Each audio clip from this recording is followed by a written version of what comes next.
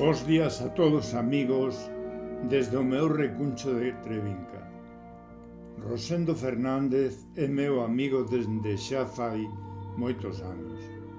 E, ademais, é meu amigo, aínda que sexa político, o cual non é habitual nestes tempos, nos que a política deixou de ser o arte de facer posible unha vida mellor para a sociedade.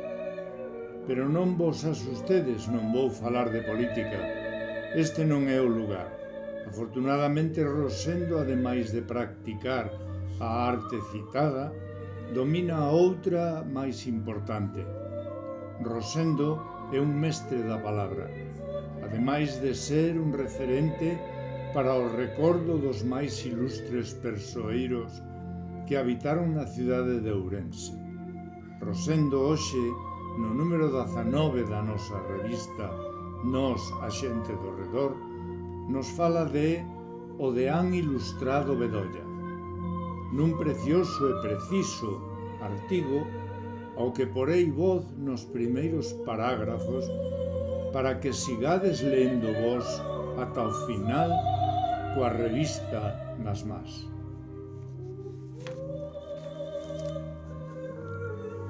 O deán ilustrado Bedolla.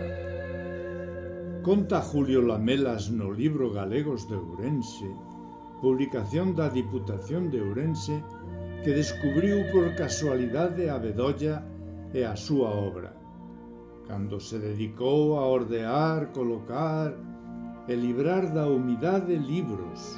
O certo é que Juan Manuel Bedolla Díez, coñecido como o deán Bedolla, nace en xuño de 1770 en Serra de Argüeso, Reinosa, Cantabria.